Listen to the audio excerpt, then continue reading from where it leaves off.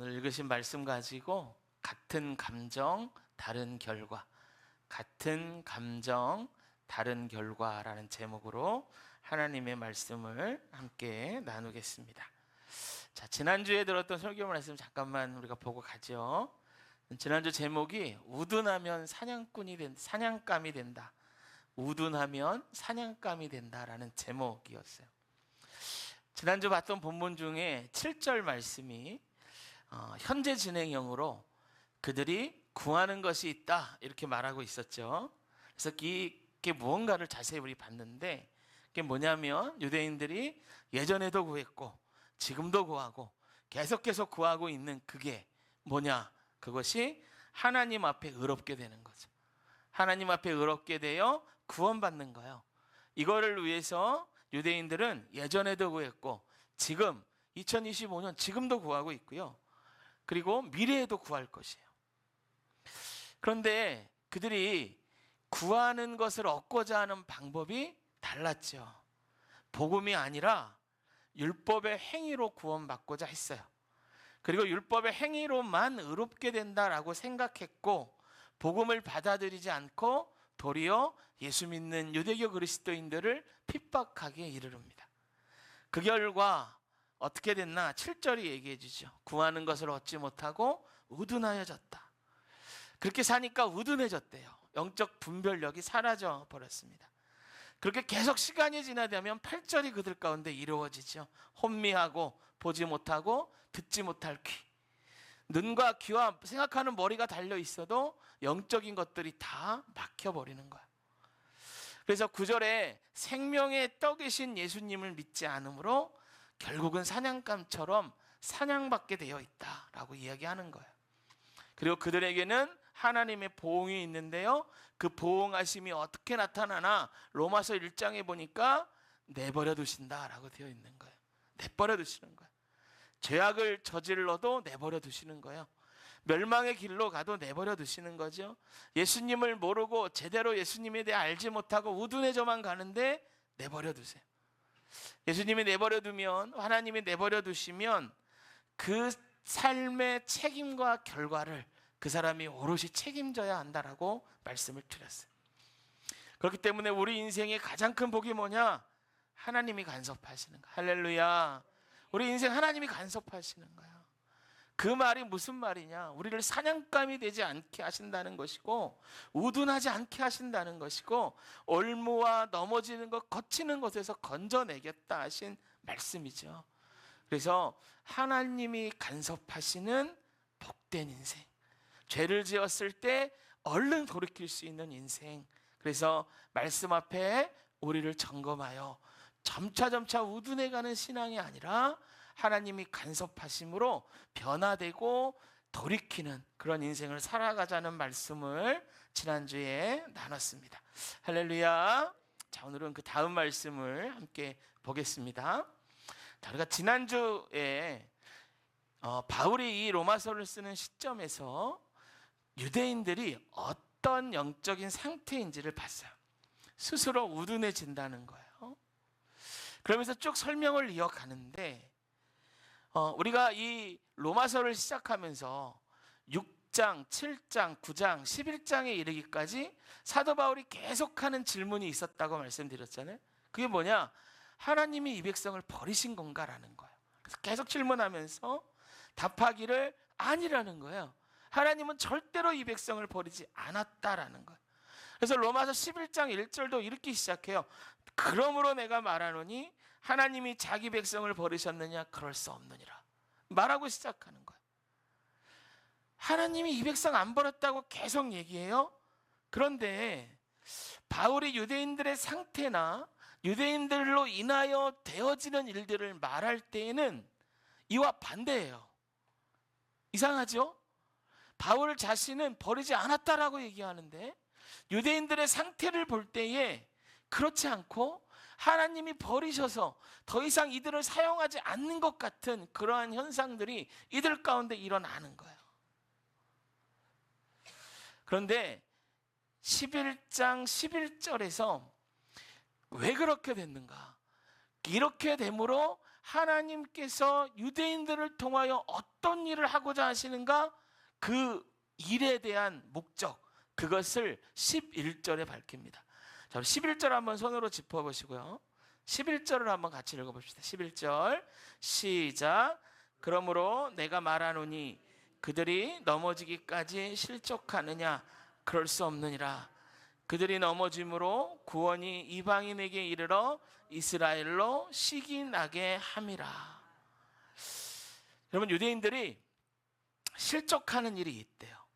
그런데 넘어지기까지는 아니라는 거야. 그러니까 이 유대인들의 넘어짐은 영원한 게 아니고 한시적이라는 거죠. 제가 이 구절을 묵상할 때 시편 37편 말씀 생각났거든요. 거기 이렇게 얘기해요. 다윗이 저는 넘어지나 아주 엎드려지지 아니함은 여호와의 손으로 나를 붙드심이니이다, 이렇게 말하거든요. 그러니까 하나님께서 완전히 넘어지도록 내버려두지 않는다는 거야. 그러니까 유대인들의 넘어짐은 한시적인 넘어짐이다, 이렇게 얘기하는 거죠. 그러니까 여러분이 한시적인 넘어짐, 이 말이 굉장히 중요한데요, 이것에 대해서는 다음 주에 한 번 더 살펴보고요, 오늘은 이 넘어짐의 결과로 어떤 일이 일어났는가, 그걸 중점적으로 보겠어요. 자, 12절을 한번 우리 같이 읽어봅시다. 12절 시작. 그들의 넘어짐이 세상의 풍성함이 되며 그들의 실패가 이방인의 풍성함이 되거든 하물며 그들의 충만함이리요. 자, 잘 보세요. 그들, 유대인이죠. 이들의 넘어짐이 세상의 풍성함이 된다. 그들, 유대인들의 실패, 복음을 믿지 않은 그 실패함이 이방인의 풍성함이 된다라는 거예요. 이게 무슨 말일까? 이런 말이에요. 원래 구원은 유대인들에게 먼저 주어졌어요. 그런데 대다수의 유대인들이 복음을 믿지 않았을 뿐더러 적대적이기까지 하는 거예요. 그래서 기독교인들을 박대하기 시작하는 겁니다. 이 장면이 사도행전에 보면 잘 나타나요. 여러분, 이 박해에서 순교당한 사람이 있죠. 누굽니까? 스데반 집사님이 순교당해요. 스데반 집사는 그 예루살렘 교회 7 집사 중에 한 사람으로 예수님의 제자, 그 사도들을 제외하면 아마도 초대교회에서 가장 유명한 사람, 명망이 높고 이름만 대면 다 아는 그런 사람 중에 한 명이었을 거예요. 실제로 성경에 보면 지혜와 성령의 충만함으로 복음을 전했다, 이렇게 기록되거든요. 그런데 이렇게 명망 높았던 그리스도인이 예루살렘 한복판에서 유대인들을 때문에 돌에 맞아 죽은 겁니다. 그 순교할 때 곁에 있었던 게 회심하기 전 바울이죠. 사울이란 말이죠. 이름 바뀌기 전에. 그러면 스데반의 죽음은 예루살렘 교회 교인들에게 어떤 영향을 끼쳤을까? 첫 번째, 불안감이에요. 여러분, 스데반이 그렇게 돌에 맞아, 여러분, 돌에 맞아 죽는다는 거 끔찍한 거거든요. 끔찍해. 여러분, 돌에 그냥 한 단방 맞아도 아픈데 죽을 때까지 돌을 던지는 거 얼마나 끔찍합니까? 그것도요, 어디 숨어서 그런 게 아니고 예루살렘 한복판에서 이런 일이 일어났어요. 그러니까 나머지 예루살렘 교인들은 어떻게 해요? 두려운 거예요. 두려운 거예요. 무서운 거예요. 스데반 집사가 저렇게 됐는데 나는 언제든지 저렇게 될 수 있다. 두려움이 있는 거예요. 그래서 여러분, 사도행전 8장이요, 이 장면을 묘사하고 있는데 1절부터 6절이 이렇게 얘기해요. 제가 이 PPT 했거든요. 한번 눈으로 한번 읽어보세요. 제가 한번 읽을 테니 같이 따라 읽어보세요. 눈으로. 사울은 그가 죽음을 당함이 마땅히 여기더라. 그날에 예루살렘에 있는 교회에 큰 박해가 있어 사도 외에 다 유대와 사마리아와 모든 땅 끝으로 모든 땅으로 흩어지니라. 경건한 사람들이 스데반을 장사하고 위에 크게 울더라. 사울이 교회를 진멸할세 각 집에 들어가 남녀를 끌어다가 오게 넘기니라.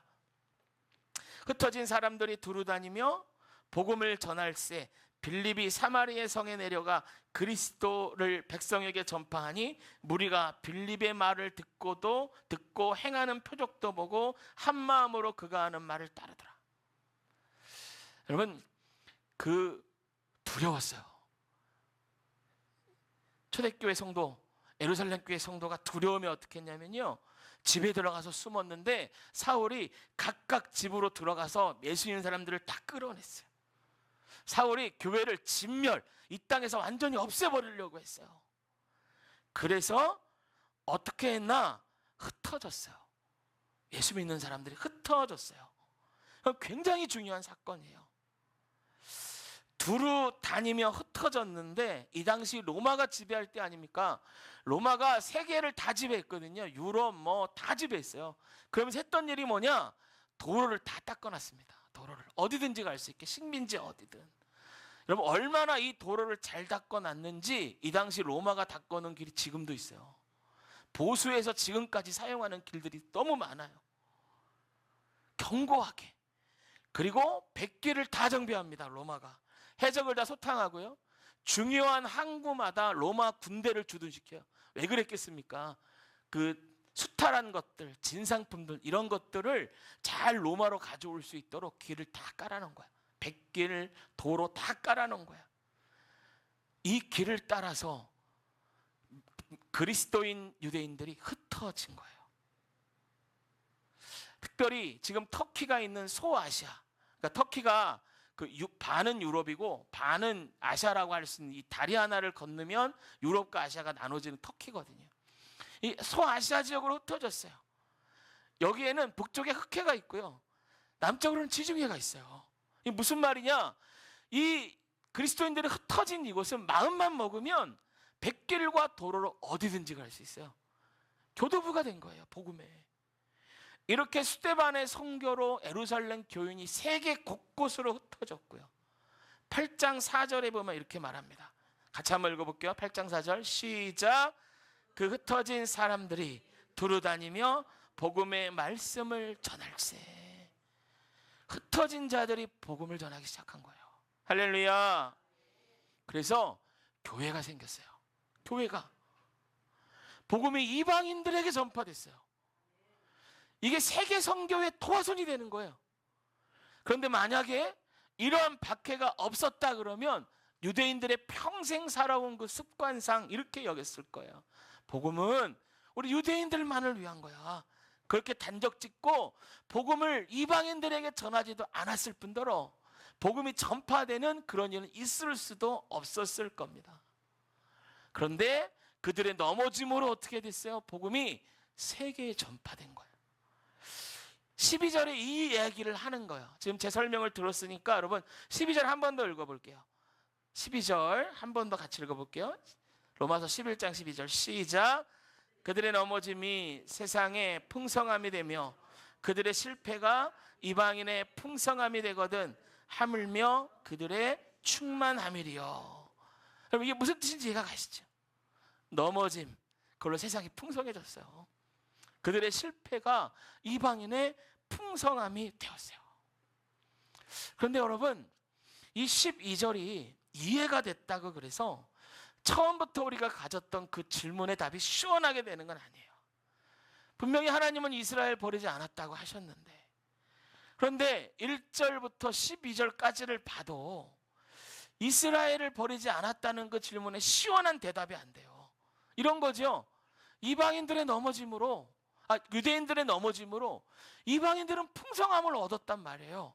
아니 그러면 도대체 유대인들이 얻은 건 뭐냐 말이에요.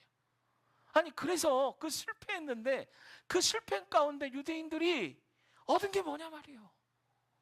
우리가 신앙생활 열심히 했어요. 하나님을 끝까지 바라보고 붙잡고 신앙생활하고 열심히 했는데 상황이 녹록지가 않아요. 더 어려운 일이 생기는 것 같아. 그래도 우리가 끝까지 주님을 붙잡고 나가는데 도대체 그런 우리 삶에 우리가 얻는 게 도대체 뭐냐 말이에요. 이런 근본적인 질문이 우리 가운데 있을 수 있단 말이죠. 그 질문에 대한 답이요 14절이에요 14절 손으로 한번 짚어보세요. 14절 읽습니다. 시작. 이는 혹 내 고력을 아무쪼록 시기나게 하여 그들 중에 얼마를 구원하려 함이라. 여러분 하나님이 이스라엘을 포기한 게 아니라는 거예요. 이스라엘을 향한 계획이 계속되고 있고 그를 통하여 열매가 열매가 맺혀지고 있다라는 거예요. 여러분, 이 하나님의 계획을 굉장히 비중 있게 얘기하면서 12절 그러고 14절에 반복되는 단어가 있어요. 눈에 딱 띄는 반복되는 단어. 이게 뭐냐면 시기예요. 시기 나게 하여. 12절 보세요. 그들의 넘어짐이 풍성하게 되거든 그들의 실패가 이방인의 하물며 그들의 충만함이요. 11절이군요. 11절 이방인에게 이르러 이스라엘로 시기나게 하려 함이라. 14절에 또 얘기해요. 내 고륙, 그러니까 이스라엘이죠. 아무쪼록 시기나게 하여. 하나님이 끝까지 포기하지 않는 이스라엘, 그리고 그들을 구원하시는 그 계획에 시기심이 있다는 거예요. 굉장히 독특해요, 이 말이. 왜냐하면 그동안 우리는 이 시기심을 부정적인 걸로 봤고요, 부정적인 것으로만 생각해서 그래요. 사도행전을 봐도 유대인들의 시기심 때문에 그리스도인들이 많은 핍박을 받았어요. PPT 한번 보세요. 제가 읽어드릴게요. 사도들이 능욕받는 장면이거든요. 예수님의 제자들이 5장 17절 대제사장과 그와 함께 있는 사람 즉 사두개인의 당파가 다 마음에 시기가 가득하여 일어나 사도들을 잡아다가 오게거든요. 13장 45절 유대인들이 그 무리를 보고 시기가 가득하여 바울이 말한 것을 반박하고 비방하거늘. 또 17장 5절 그러나 유대인들은 시기하여 저자의 어떤 불량한 사람을 데리고 떼를 지어 성을 소동하게 하여. 그러니까 여러분, 이 시기심이 부정적인 결과로 일어나서 예수 믿는 사람들을 핍박했다라는 거예요. 여러분, 구약성경에도 이런 시기심 때문에 사람을 죽이고 괴롭히고 고통스럽게 하는 일들이 많이 기록되는데요, 그 중에 하나가 그 사울왕과 다윗의 이야기죠. 사울왕과 다윗이 블레셋과의 전쟁에서 크게 승리하고 돌아오는데 여인들이 사울왕과 다윗이 있는 그 면전에서 이런 노래를 불러요. 여인들이 뛰놀며 노래하며 이르되 사울이 죽은 자는 천천히요 다윗의 죽은 자는 만만히로다 한지라. 그래서 여러분, 이 소리가 사울의 목에 딱 걸렸어요. 아니, 내가 왕인데 나한테는 천천을 돌리고 다윗에게는 만만을 돌리니 이제 다윗이 가져갈 건 나라 말고 뭐가 있나? 이런 질투심이 막 일어났어요. 시기심. 그래서 10년 동안을 집요하게 따라다니면서 죽이려고 그랬어요. 여러분, 이 10년 동안 시기심에 사로잡힌 사울, 하나님과 점점 멀어지고요, 그 인생 말년에 비참한 최후를 맞고 죽게 돼요. 여러분, 이 시기심이라는 것은 남을 향한 칼날 같지만 양날의 검 같아서 결국은 자신도 베이고 마는 거죠. 그런데 여러분, 이 시기심이 나쁘기만 한 것인가? 바울은 14절에 이렇게 말합니다. 이 시기심 때문에 이런 일도 있대요. 14절 한번 보세요. 이는 내 고륙을 아무쪼록 시기나게 하여 그들 중에 얼마를 구원하려 함이라. 시기심 때문에 구원받은 사람도 있다는 거예요. 그럼 뭐냐면 이 시기심이 긍정적인 결과를 가져온 경우도 있다라는 겁니다. 그러면 시기심으로 구원받은 사람들은 어떤 사람들인가? 그 마음에 어떤 일이 일어난 건가? 그들도 본 거죠. 유대인들의 넘어짐이 세상의 풍성함이 되고 실패가 이방의 풍성함이 된 걸 본 겁니다. 원래는 유대인들이 이 축복을 누렸어야 되는데 이방인들이 이 축복을 다 누리고 있고, 아니 예수님도 유대인이고 우리는 선택된 백성으로 이 창조부터 이제까지 있었고 복음의 축복도 우리가 누려야 마땅한데 유대인들이 볼 때 이방인이 그걸 누리는 게 보는 거예요. 그러니까 시기심이 막 생긴 거야. 그런데 이 구원받은 유대인들은 사도행전에 나온 사람처럼 하지 않았어요. 이 시기심으로 자기들도 복음을 받아들이기로 결정한 거죠. 여러분, 그들 마음에 이런 일이 막 일어나는 거예요. 그들이 누리는 자유함을 보고 그리스도인들이 나도 누리고 싶다. 저들이 예수 믿고 저렇게 사는 모습을 보고 나도 그렇게 살고 싶다 그러면서 예수 믿기로 결정한 사람들이 있었다는 겁니다. 그러니까 같은 시기심인데 다른 결과가 나타난 것이죠. 그 결과 이 시기심이 예수님을 영접하는 통로가 되더라는 거예요. 할렐루야. 여러분, 우리도 신앙생활 하다 보면 이러한 시기심에 사로잡힐 때가 종종 있어요. 그 예일대 심리학 교수 중에 살롭이라는 그 유명한 교수가 있는데, 그 박사가 시기심에 대해서 연구하면서 이런 얘기를 해요. 시기의 특징 중에 하나가요, 자신과 전혀 관계없는 사람에 대해서 그때에는 나타나지 않는다는 거예요. 그러니까 여러분, 옷가게 하는 사람이 어떤 농부가 농사를 잘 지었다 그래서 질투하지 않는데요. 회사원이 어떤 식료품 가게가 잘 됐다 그래서 질투하는 게 아니라는 거예요. 그러니까 그런데 같은 분야에 있는 사람이 자기보다 잘 되면 질투심이 일어난다는 거예요. 그래서 여러분, 때때로 우리도 신앙생활 하는 사람이라고 하더라도 질투심, 시기심이 일어날 수 있는 거예요. 이런 거죠. 함께 예수 믿는데 어떤 사람이 나보다 더 열심히 하는 게 보이는 거예요. 누가 봐도 열심히고 교회를 사랑하고 헌금도 하고 순종하고 말씀과 은혜 안에서 그렇게 열심히 신앙생활하며 변화되는 게 보이는 거예요. 그럴 때 내가 그 사람과 비교되기 시작해. 나는 저렇게 못하는데 저 사람이 저렇게 열심을 내네. 그럴 때 우리가 막 시기심이 올라와요. 마치 사울은 천천히요 다윗은 만만이라 하는 것처럼 막 비교되기 시작하는 거예요. 그럼 둘 중에 하나를 선택할 수 있어요. 첫 번째는 사도행전의 유대인같이 하는 거야. 그래서 그 사람을 열심히 못하게 만드는 거야. 이게 제일 쉬운 방법이에요. 흉을 보기 시작하고 저 사람 왜 그래? 이런 얘기를 입에 달고 저럴 필요까지는 없잖아. 이렇게 얘기를 하고. 그래서 나도 못하고 그 사람도 못하게 만드는 거예요. 두 번째는요, 시기심 때문에 구원받은 사람처럼 하는 겁니다. 그런 거예요. 저 사람 열심을 내는 걸 보고 나도 더 열심히 해야지 생각하는 거예요. 와, 저 사람 기도 많이 하네? 나도 더 열심히 기도해야지. 야, 저 사람 저렇게 섬기고 순종하는구나. 그래, 나도 저 사람처럼 열심히 해야지. 그 사람이 먼저 믿었건 나보다 잘난 사람이건 못난 사람이건 상관없이 그 일어나는 시기심을 통하여 그 사람 바라보면서 더 열심히, 더 하나님 사랑하는, 더 하나님께 가까이 나아가는 통로로 만드는 것입니다. 할렐루야. 그럼 나도 살고 그 사람도 살아요.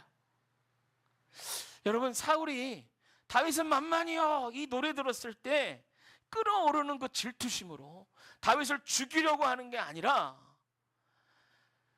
다윗이 어떤 태도로 하나님께 서 있길래 하나님이 다윗을 저렇게 축복하시고 저렇게 사람들의 인정을 받게 하는지 그걸 눈으로 관찰하는 거예요. 그러면서 사울 왕이 다윗을 보면서 자기도 더 열심히 하나님을 찾고 더 열심히 하나님께 나아갔다면 그 질투심에 사로잡혔던 다윗의 말년 인생 10년은요 어떤 인생보다 하나님께 더 나아가고 하나님과 친밀해지는 그런 인생, 그런 시간이 되었을 거예요. 그럼 사울 왕의 최후는 그렇게 비참하지 않았겠죠. 여러분, 우리도 가끔 질투라는 감정이 일어나요. 그럴 때 우리가 어떻게 해야 되는가? 여러분, 이 바울이 말하기를 14절에 이렇게 얘기하거든요. 그들 중에 얼마를 구원하려 함이라. 그러니까 이 시기라는 감정 때문에 구원받은 사람은 소수였다는 거예요. 소수였다는 거예요. 많은 사람들은 어떻게 한다는 거예요? 사도행전의 유대인처럼 하더라는 거예요. 그런데 그럼에도 불구하고 사도행전의 유대인처럼 하지 않고 그 시기심을 통로로 삼아 더 열심히 죽게 나간 그 사람들 어떻게 되는가?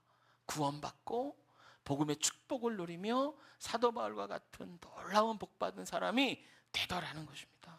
할렐루야. 그럼 그런 사람들의 인생을 하나님 어떻게 사용하시나? 마지막으로 이것만 말씀드리고 설교를 마칠 건데요. 여러분, 우리가 계속해서 끌고 왔던 질문이 있죠. 바울의 질문, 그리고 우리 마음속에도 있는 그 질문. 나 열심히 신앙생활 하는데, 내가 지금 환경이 어렵고 힘든데 끝까지 주를 붙잡는데 덫이 나게 남은 건 무엇인가?